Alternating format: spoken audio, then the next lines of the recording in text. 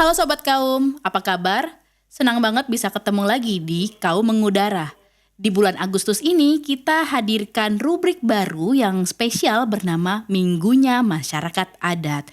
Rubrik ini akan jadi ruang obrolan dan berbagai cerita tentang masyarakat adat di berbagai penjuru Nusantara. Bagaimana tradisi, kearifan lokal, dan cara mereka menjaga warisan leluhur di tengah zaman yang terus berubah. Nah, rubrik ini hadir dalam rangka Hari Internasional Masyarakat Adat Sedunia atau HIMAS dan Hari Hutan Indonesia. Di episode perdana ini, kita akan terbang jauh ke Kalimantan Utara untuk ngobrol bareng Rizky, kaum muda kaum telapak. Sobat kaum tahu nggak apa itu kaum muda? Kaum muda adalah jejaring kolaborasi orang muda, adat, dan komunitas lokal untuk berkampanye dan advokasi merawat alam, serta berjuang untuk keadilan ekologis. Nah, Rizky ini punya banyak cerita menarik soal masyarakat adat serta komunitas lokal di wilayahnya dalam menjaga hutan dan budaya mereka. Yuk kita sambut aja nih Rizky dan kita mulai obrolannya. Halo Rizky.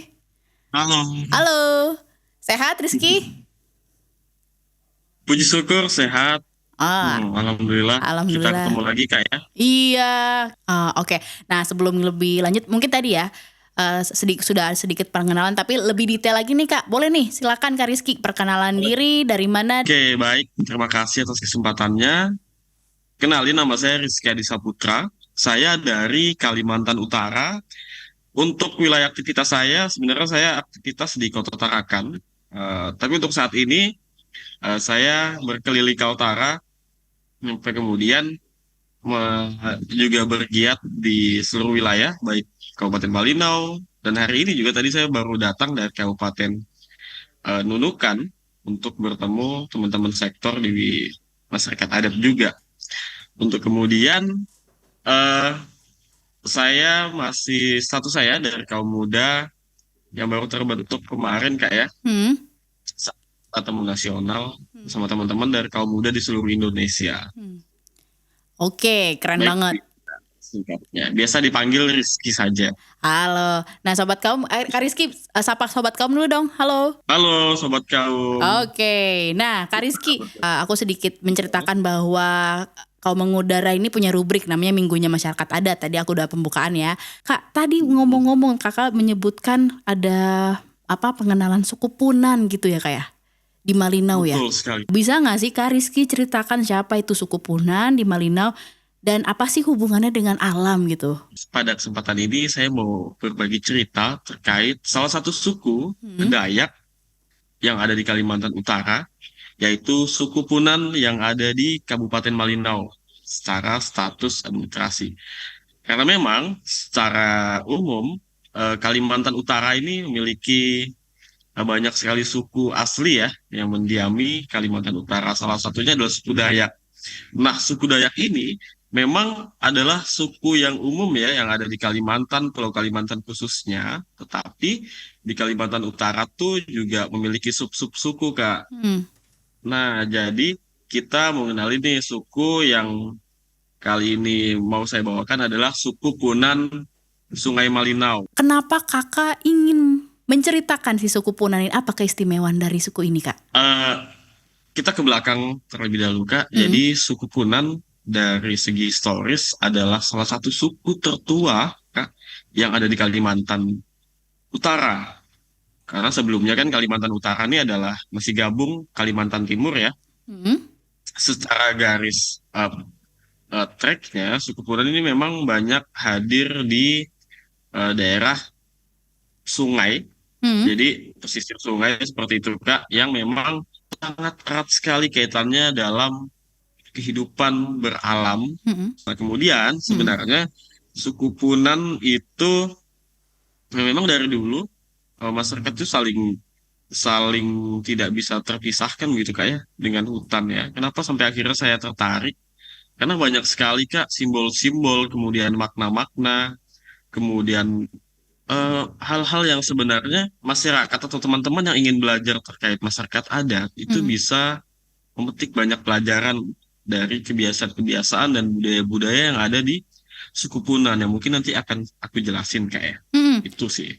Menarik banget. Nah, berarti eh ada meskipun wilayah tempat tinggal suku Punan itu berdekatan dengan sungai, tapi masih ada hubungannya dengan hutan juga karena di situ juga banyak masih wilayah sekitar hutan ya kak ya? Iya, sangat erat sekali Kak Hmm. kaitannya Kak.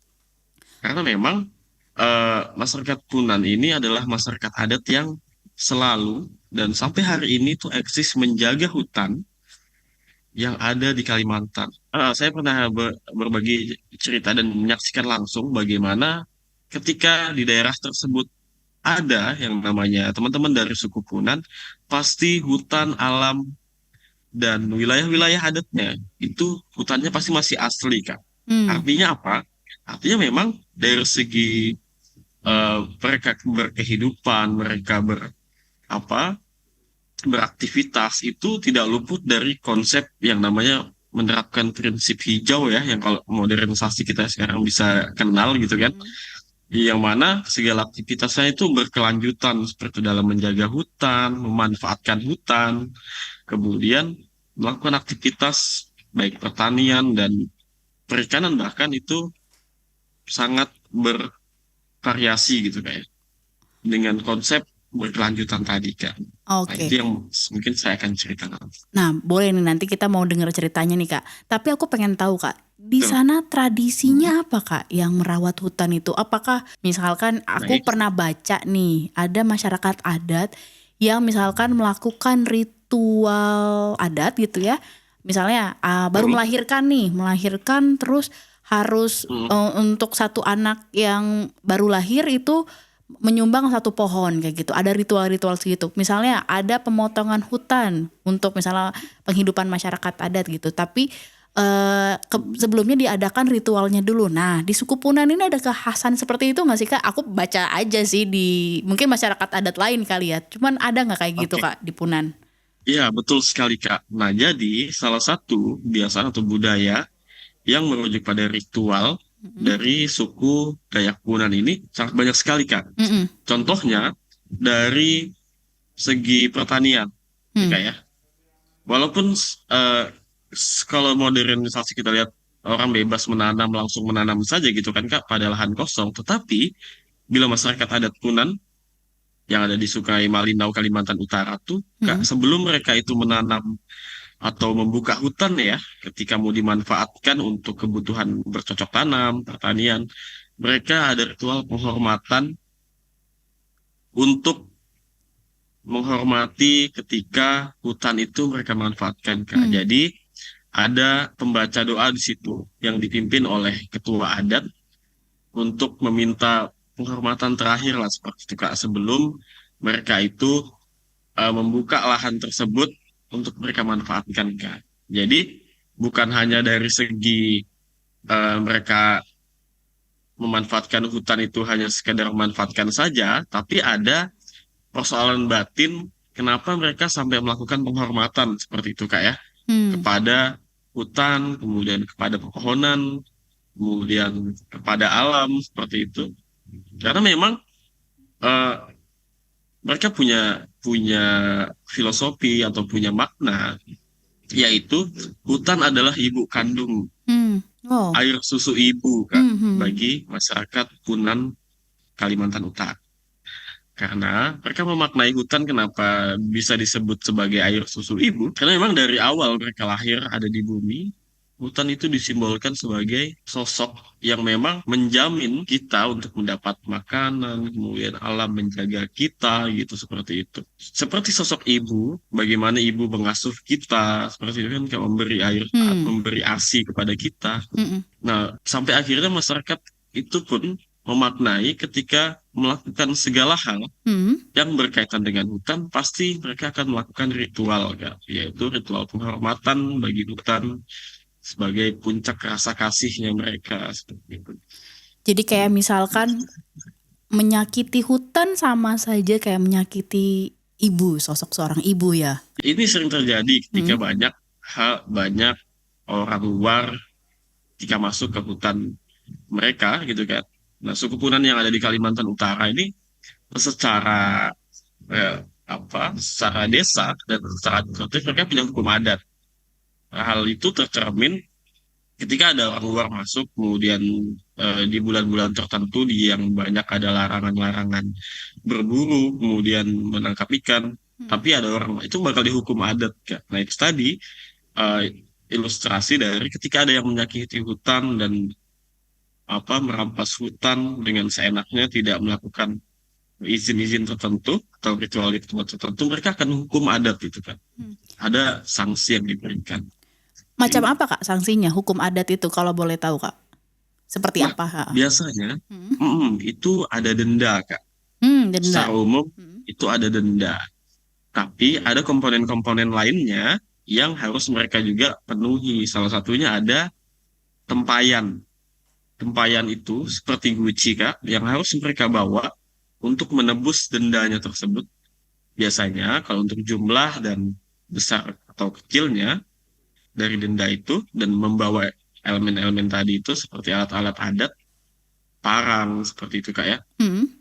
Itu tergantung kesalahannya sih. Oke.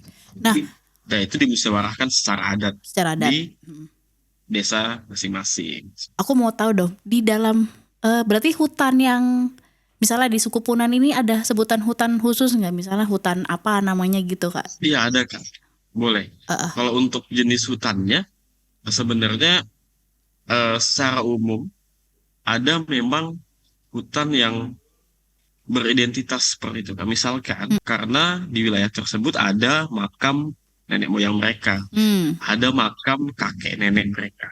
Hmm. Hmm. Nah, di wilayah adat itu sudah sakral sekali Kak dan ditandai oleh pembatas-pembatas atau simbol-simbol kain di dalam sebuah pohon yang bertutupkan seperti itu. Jadi pohon itu ada pengikatnya, simbol kain. Warna khas dari masyarakat adat bisa merah, Hmm. bisa kuning gitu kan, Hmm. bisa putih juga. Nah itu yang menandakan, nah hutan-hutan itu punya berbagai jenis. Tergantung hutan tersebut ada sejarah dan historis apa yang ada di dalam situ. Kak. Nah, oke Kak. Nah, aku tuh pernah Kak ke Kalimantan nih. Cuman baru satu Iya. atau dua kali nih sama-sama ke hutan Mm. juga ambil dokumentasi Kak. Kata orang lokal di sana gitu. Jadi pas udah masuk Betul, hutan Kak. mungkin aku orang baru ya gitu. Jadi itu harus ada Mm. masuk hutan juga ada ritual adatnya.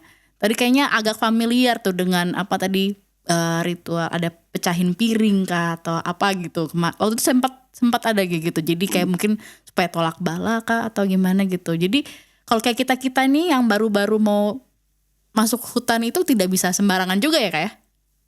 Iya, betul, Kak. Mm. Makanya di beberapa kesempatan kita kita banyak sebenarnya teman-teman riset, kemudian teman-teman dari akademik yang berkunjung, kemudian kita antar seperti Hmm. ke dalam hutan tersebut. Nah, satu aja sebelum kita memang ingin melakukan segala hal di hutan, yang memang hutan itu bukan lahan kosong Kak ya, seperti Hmm. kita sendiri pasti di situ ada tuah-tuahnya. Nah, Hmm. pasti yang pertama kita hubungi adalah warga sekitar atau masyarakat sekitar. Hmm. Nah, apabila memang kondisi situasinya sudah jelas, pasti kan kita bakal kenalan, kemudian bahkan relevannya kita harus mengajak warga atau mungkin tokoh-tokoh yang ada di desa itu untuk bertanya mengenai hutan tersebut. Karena memang banyak sekali petuah-tuah, semisal saya punya satu pengalaman Kak, Hmm. dan ini kita rasakan juga hal yang menariknya gitu Kak ya.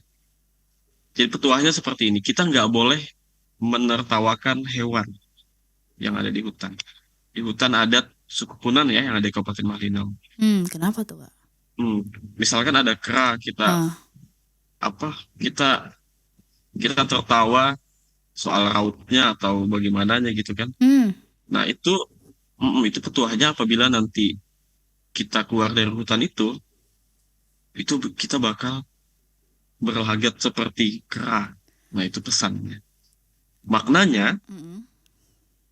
kita sebagai manusia ketika hidup berdampingan dengan hewan, dengan tumbuh-tumbuhan seperti itu Kak ya, atau hal-hal yang ada di sekitar kita, secara kehidupan itu kita memang tidak boleh menyepelekan sesuatu hal terkhusus yang ada di hutan di Desa Punan Adio tadi Pak, Kak ya, Hmm. di Kabupaten Malinau. Iya. Nah begitu Kak. Jadi itu bisa bilang mulutmu harimaumu ya, hati-hati Ya kalau betul sekali Kak. ngomong Konon ngasah. katanya Eh, sudah ada yang pernah kejadian. ah gimana gimana? Contoh-contoh? Nah Eh, contoh dia menginjak sebuah hewan kodok gitu kayak eh, eh. tanpa berminta maaf, kemudian hewan itu mati dan ketika dia keluar dari hutan, akhirnya kondisi dia kena musibah. Kondisi Oh my si God. orang ini Kak, kena musibah dan lukanya, luka dari orang tersebut itu sama dengan hal yang dia lakukan pada hewan kodok tersebut yang dia injak di hutan. Akhirnya kakinya patah juga sih. Nah, Aduh, iya, iya, iya. begitu. Iya, nah itulah. Ya sebenarnya Iya, kayak betul. betul kayak kita tuh ya berdoa dulu sebelum kita memulai aktivitas gitu. Mm-mm, Sebenarnya pesannya ini yang mau disampaikan kepada betul. teman-teman yang baru mau masuk hutan, Mm-mm, yang yang sebenarnya ada juga pesan edukasi ketika masyarakat adat itu punya sebuah sistem, baik itu cerita rakyat, mm, kemudian baik itu petuah-petuah dari orang tua, itu adalah maknanya sebenarnya yang mau kita harus iya, benar. serap gitu kan. Kan bukan hanya sekedar cerita pada zaman dahulu saja, tetapi hidup Moralnya di gitu dunia ya ini tuh Kak. berdampingan. Iya, Betul, moral sekali. Kak. iya moralnya sopan santun betul. Nah Terus, Kak, tadi kalau misalnya di dalam hutan itu Kak, kita agak flashback apa kita kembali lagi sebentar. Ada sumber kan itu kan hutan disebut sumber makanan, supermarket alami, betul kan? apotik dan lain-lain. Apa sih yang di suku Punan ambil dalam maksudnya untuk penghidupan mereka sehari-hari ya gitu di hutan Kak? Iya, betul kan. Nah, begini, eh, masyarakat Dayak Punan di Kabupaten Malinau yang saat ini kita bahas, mereka memiliki sistem pangan yang menggantungkan kebutuhannya melalui hutan kan. Hmm. Yang pertama itu menanam padi di hutan. Jadi Hmm. memang eh, seperti yang kita ketahui sendiri, Kalimantan itu terkenal dengan padi gunungnya Hmm. yang pulen sekali gitu kayak. Pernah masuk dalam dalam nominasi padi terbaik deh yang masyarakat adat Dayak itu punya lebih dulu dari padi-padi yang sudah mungkin sering kita konsumsi gitu ya. Karena mereka yang pertama mereka tidak menggunakan sistem pupuk yang pakai pestisida pastinya kayak. Mereka pupuk alami dari memang kawasan yang mereka bakar. Kemudian itu dalam proses menanam padi ya kebutuhan pokoknya Kak. Nah kemudian mereka juga eh, nelayan semi masyarakat adat karena memang eh, nelayannya ini mereka mengambil ikan tuh di sungai Hmm. secara bertahap Kak. Maksudnya secara Hebatnya bertahapnya secara gitu gimana? bertahap, Heeh. iya hebatnya mereka Kak. Hmm. Mereka punya bulan-bulan tertentu dalam menangkap ikan dan memakai cara-cara tradisional yang ramah lingkungan dalam menangkap ikan. Memang seperti kita ketahui sendiri kayak di zaman sekarang itu kan banyak banget tidak mementingkan keberlanjutan kayak pakai jaring, misalkan jaring harimau ataupun pakai racun yang dia sebar di sungai. Iya. Nah, tapi masyarakat adat Dayak Kunan ini dari zaman nenek moyang sampai sekarang mereka dilarang Kak untuk menggunakan hal-hal yang tidak berkelanjutan. Seperti yang kita kenal tadi Kak ya, Hmm. ada setrum mungkin dan obat-obatan beracun yang langsung mati. Hmm. Mereka masih menggunakan sistem namanya tuh menyuar Kak. Menyuar. Jadi Hmm. iya, mereka mengambil ikan tuh justru pada waktu malam hari. Karena memang kondisi ikan di malam hari kan penglihatan ikan tuh kurang bagus ketika Oh malam iya, hari, benar Kak. benar benar. Jadi Hmm. masyarakat adat itu menyelam menggunakan sebuah alat tembak seperti itu akan sangat mudah. Belum lagi ditambah eh, populasi ikan itu mereka pertahankan sampai sekarang perkembangannya. Mereka hanya boleh menangkap ikan di bulan-bulan tertentu saja, Kak, sesuai dengan kalender yang disepakati oleh masyarakat adat. Hmm. Jadi ada bulan tertentu yang mereka nggak boleh ngambil ikan karena memang bulan sebelumnya tuh sudah mereka ambil seperti itu, Kak. Berarti ada jedanya ya Kak ya? Iya, betul sekali, Kak. Jadi Ada nggak jeda yang betul. memang nggak bisa banyak mereka ambil, harus sesuai dengan kebutuhan. Makanya keadaan sungai yang menjadi ladang mereka mencari ikan tersebut juga terjaga sampai hari ini, Kak. Iya, jadi kalau diambil terus-terusan juga kan lama-kelamaan ekosistemnya juga semakin habis gitu kan. Makanya kenapa masyarakat adat yang mungkin aku bisa ambil kesimpulan dari cerita kakak ini, mereka sangat arif gitu ya. Ada jeda dalam ngambil bahan pangannya kayak gitu, dan secara tradisional kayak gitu, yang bukan pakai racun, yang bisa merusak alam-alam juga gitu ya kak ya. Ya, betul. Ekosistem itu yang sangat mempengaruhi sekali keadaan. Kalau sudah diracun, selain ikan, ada makanannya juga yang Nah hilang kan, iya, kayak makanan ikan bahaya juga buat dan lain-lain. masyarakat adat kan, bahaya juga buat kita yang makan Betul. kalau gitu, kalau Bahkan benar-benar. itu yang paling gak rasional kayak Hmm. diracun, kemudian ikannya itu kita konsumsi. Nah, itu yang harus selalu Heeh, kita kita hindari. Gitu hindari. kan. Mau mau cepet akhirnya meracun si ikannya atau ya apa buruannya gitu, tapi Ya, malah justru itu betul. berbahaya ya kawan-kawan ya. Ya, nah selanjutnya itu Mm-mm. selain tadi menanam padi, nah, mereka juga banyak memanfaatkan hutan sebagai tadi Kak, apotik Apotik ya, pribadi lah, apotik apotik pribadi. hutan. Itu macam mana kak Jadi, apotik pribadi, apotik alam itu? ya betul Kak. Jadi ada banyak sekali tumbuh-tumbuhan jika memang masyarakat adat ini sakit. Selama ini kondisi wilayah masyarakat desa Punan itu sangat jauh sekali dari yang pertama akses kesehatan seperti yang ada di kota ya, Mm-mm. kayak apotik umum, Mm-mm. kemudian apotik-apotik kimia gitu kan Kimia. Kak. Mm-mm. Nah, tetapi saat ini bisa dibuktikan kan, rata-rata umur dari orang tua atau masyarakat-masyarakat adat itu rata-rata di atas 80 tahun Kak. Awet Kenapa ya. demikian? Heeh. Dan kondisinya masih sehat-sehat. Padahal dari dulu mereka belum banyak bersentuhan sama namanya obat kimia. Hmm. Betul-betul mereka itu memanfaatkan hutan sebagai obat, sebagai apotik yang saat ini masih terjaga. Di situ ada daun dadap namanya, kemudian tumbuh-tumbuhan mengakar yang mereka manfaatkan sebagai anti racun dan dari segala penyakit kan. Hmm. Nah, artinya apa? Hutan yang menjadi apotik mereka saat ini dibandingkan dengan kondisi-kondisi apotik yang secara penuh itu mengandung bahan kimia, bisa dibuktikan masyarakat desa di masyarakat Punan di Kalimantan Utara itu umurnya itu sangat tinggi-tinggi Sangat tinggi seperti tinggi. dan mereka masih bisa beraktivitas, masih bisa berladang, tubuhnya masih sehat. Di sana nggak ada yang punya penyakit gula, nggak ada yang punya penyakit jantung dan lain-lain. Jadi sebenarnya Hmm. ketika saat ini kita memang melihat banyak hal terkait hutan yang makin menipis, Hmm. kemudian masyarakat adat yang makin terdesak dan makin terancam, kita sangat disayangkan sekali kayak kondisi-kondisi itu. Padahal di satu sisi, baik tadi ada sistem kehidupan, sistem pangan, kemudian sistem-sistem pengobatan-pengobatan tradisional itu, Hmm. yang sampai hari ini mereka pertahankan, sebenarnya sudah teruji dan terbukti gitu kan Kak. Hmm. Bagaimana positifnya kehadiran mereka ada di Indonesia, ada di sekitar kita Hmm. yang saat ini hadir dan sebenarnya ya dari negara belum terbentuk mereka sudah hadir kan Iya Kak ya betul ya. di hadapan kita masing-masing. Oke. Begitu Kak. Siap, aman. Berarti kita setuju nih, hutan itu sangat penting keberadaannya bagi masyarakat adat. Setuju kayak? Setuju sekali Kak. Setuju sekali. Setuju sekali betul. Kakak, tantangan dan Hmm, ancaman nih kak.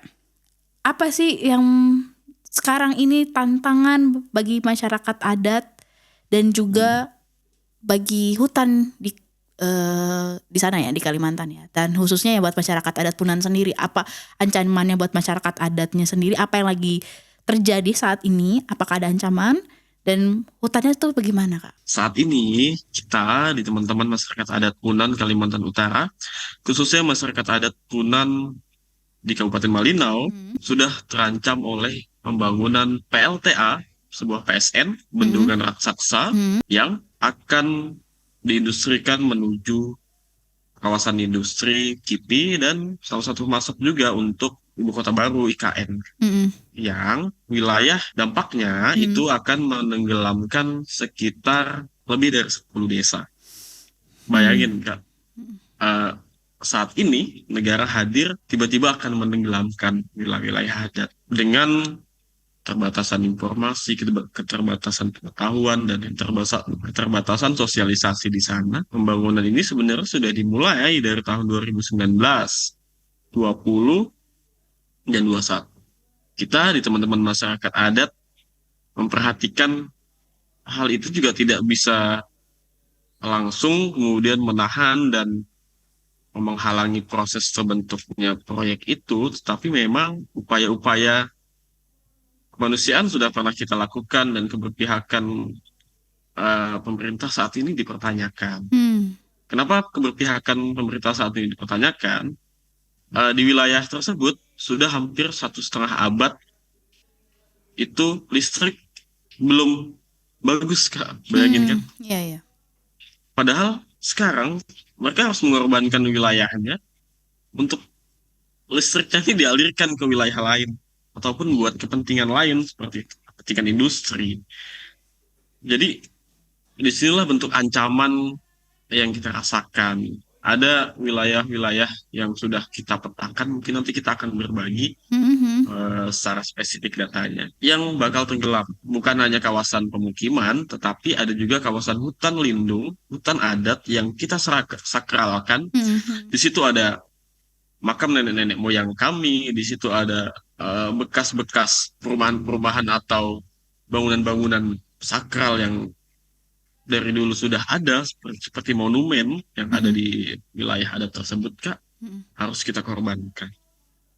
Salah satunya kemarin kita sudah melakukan, masyarakat adat di sana sudah melakukan ritual penghormatan terakhir kepada hutan yang terdampak Hmm. pada sebuah proyek, salah satu proyek itulah. Bukan berarti ketika ada ritual terakhir itu jadi sebuah perayaan, tetapi memang ya itulah yang saat ini masyarakat adat setempat hanya bisa lakukan. Hmm. Upaya-upaya dan harapan-harapan ke depan itu sebenarnya masih ada untuk mereka selama ini juga bersuara dan ingin memperjuangkan hak mereka. Tetapi dari ritual yang sudah mereka laksanakan tersebut, harapannya ketika harus mengorbankan banyak hal historis, sejarah, kemudian makam-makam nenek moyang, mereka sudah berjuang semampu mereka seperti itu. Dengan Iya, Kak. ancaman sudah di depan mata lah gitu, maksudnya ini mengancam tidak hanya hutan tapi masyarakat adat yang tinggal sekitar hutan gitu yang eh, penghidupannya bergantung sama alam. Nah, menurut Hmm. kakak nih, ada kita mungkin Kak Rizky agak tahu nih soal adanya revisi undang-undang kehutanan, Kak. Agak familiar Iya, nggak, Kak? Nah, menurut kakak nih iya betul, Kak. upaya dengan adanya undang-undang kehutanan saat ini dan sekarang lagi ada mau revisi, kita para organisasi masyarakat sipil dan berbagai pihak eh, ingin melakukan revisi Hmm. terhadap undang-undang tersebut. Ini nanti intinya apa yang ingin disuarakan gitu, Kak, khususnya bagi suku Punan gini, Kak, untuk melindungi keberadaan suku Punan dan apa Ya, hutannya gitu. nah ini yang lagi hangat memang, Kak, ya, Mm-mm. RUU terkait hutan yang akan secara penuh berstatus hutan negara tadi, Kak, ya. Ini baru-baru banget tuh kita mendapat serapan aspirasi dan penyampaian dari teman-teman masyarakat adat di Kabupaten Nunukan. Memang kondisinya Kalimantan Utara ini sangat luas sekali, Kak, kondisi-kondisi hutannya, Kak, ya. Mm-mm. Tapi kemarin sampai akhirnya revisi RUU kehutanan itu diterbitkan, ini kita melihatnya sebagai bentuk upaya yang mendiskreditkan status status masyarakat yang ada di situ, Kak. Masyarakat yang dari dulu tuh sudah ada di hutan itu, bahkan kemudian belum lagi kita melihat apabila di situ terdapat sudah wilayah-wilayah adat yang mereka sudah memang sudah bulatkan sebagai identitas mereka gitu, Kak, ya. Mm. Sudah mereka petakan. Mm. Ketika dibahas ke dalam RUU Kutahan ini menjadi sebuah kesakit hatian lagi lah, Kak, Mm. saat ini. masyarakat adat melihat sudah cukuplah kita tidak mendapat perhatian dan hak yang saat ini banyak mereka rasakan. Kenapa harus ditambah lagi beban RUU itu lagi, Kak? UU-nya itu ya. Nah, ini cukup sedih, Kak, ya. Mm-mm. Akhirnya sampai saat ini pun mereka belum dapat soal titik terang kontes apa ganti rugi dan lain-lain, bicara soal tadi ada sebuah PSN yang akan terbangun, harus dihadapkan lagi dengan status Adanya undang-undangnya RUU ya. Mm. kehutanan yang akan Iya. direvisi seperti itu, Kak. Dan harusnya pemerintah juga mendengarkan berbagai aspirasi dari, bukan berbagai lagi, Mm-mm. tapi harus menindaklanjuti bahwa ini tidak hanya soal hutan tapi juga ada masyarakat adat di dalamnya gitu ya kayak. Iya, betul, Kak. Hutan itu bukan lahan kosong yang semena-mena negara bisa ataupun kebijakan saat ini bisa mengklaim sepihak, ya kan? Memang saat ini sudah banyak, Kak, mengalir pengaduan ke kepala-kepala badan ATR BPN yang ada di Kalimantan Utara, kemudian ke teman-teman yang lembaga lokal gitu kan. Selama ini ketika mereka tuh mengadu, hasilnya apa? Itu hanya sebab gini, negara kadang bicara soal ketika ada pengaduan itu kita dibenturkan sama prosedur, kita dibenturkan sama teknis-teknis. Tapi masyarakat saat ini tuh butuh sebenarnya keberpihakan, welas asih yang mereka dari dulu aja mereka bisa gitu melakukan welas asih pada hutan, kepada alam. Tapi ketika kita mau perjuangkan dan kita bicara ke sebuah pemerintah gitu, kita diberatkan sama sebuah prosedur. Padahal tujuannya satu, nggak jauh dan nggak kemana-mana. Itu aja mempertahankan hutan dan alam yang mereka selama ini jaga, itu aja kan, Kak. Bagaimana membayangkan masa depan hutan puluhan tahun lagi mendatang jika hak budaya dan pengetahuan lokal itu mereka saja harus benar-benar diakui gitu Kak? Upaya kita melihat masa depan ketika bicara hutan dan masyarakat adat ini, kita di teman-teman giat itu selalu optimis ya, kayak selalu ada kemungkinan kita nih bisa gitu untuk melanjutkan perjuangan mereka dalam menjaga hutan, mempertahankan hutan dengan upaya-upaya yang kita akan coba gitu kan, Kak. Baik upaya-upaya pribadi ataupun kelompok masyarakat di sana. Saat ini kita betul-betul menyepakati dan betul-betul berpihak dan mendorong RUU masyarakat adat itu segera disahkan. Kita kemarin banyak menulis petisi di salah satu kabupaten, khususnya di Kabupaten Malinau, bertemu dengan juga Kementerian ATR dan BPN, salah satu badan perwakilannya. Kita mengungkapkan bahwasannya jangan bicara soal sertifikat konflik lahan dan lain-lain, tapi kita juga bicara hak RUU masyarakat adat juga, kita minta perlindungan gitu. Itu yang juga harus mereka pikirkan. Jadi lucu ketika negara bicara soal konflik yang harus melalui prosedur-prosedur ini itu, tetapi lupa sebenarnya yang harus mereka hadapi itu bagaimana mencegah konflik, ya mencegahnya dengan apa, ya sahkan RUU masyarakat adat gitu kan, Kak, agar tidak ada gejolak di lapangan yang akhirnya menelan korban jiwa dan kriminalisasi dan lain-lain seperti itu, Kak. Oke, terima kasih banyak Kakak Rizky. Kakak Rizky, ini kutipan terakhir boleh Kakak, satu kalimat aja? Boleh? Boleh? Oke. Kalimat terakhir dari kami, Uh-uh. kita sebagai khususnya teman-teman muda yang ada di seluruh Indonesia, kita menitipkan salam dari Kalimantan Utara supaya selalu semangat dalam menerpa diri, karena kita adalah generasi yang akan melanjutkan keberpihakan-keberpihakan yang akan datang pada mereka-mereka yang saat ini harus bisa diperhatikan, yaitu masyarakat adat yang bisa dilindungi dengan memperhatikan berbagai macam keadaan-keadaan masyarakat adat yang saat ini mereka jalankan. Tadi sudah dikasih contoh kan, Kak, ada sebuah banyak makna yang terkandung dalam setiap simbol-simbol budayaan yang ada di masyarakat adat. Kita harus banyak belajar pada masyarakat adat dari sebuah makna-makna itu untuk kita terapkan dalam hidup kita dan itu menjadi prinsip hidup kita memperjuangkan mereka. Seperti itu, Kak. Terima kasih Terima kasih banyak Kakak Rizky. Terima atas kasih banyak kesempatannya, Kak. atas waktu. Betul. Ya, kami yang terima kasih banyak sudah Rizky meluangkan waktu untuk mau menjadi narasumber kita di podcast Kaum Betul, Kak. Mengudara Minggunya Masyarakat Adat. Nah, kawan-kawan Baik. dengerin terus podcast kita di Kaum Mengudara. Nah, jangan lupa follow Kaum Muda dan juga Kaum Telapak sosial medianya. Dan sampai ketemu di podcast selanjutnya di Kaum Muda Mengudara Minggunya Masyarakat Adat. Thank you. Terima kasih guys semuanya. Terima Baik. kasih Kakak Rizky. Makasih banyak ya. Halo. Terima kasih.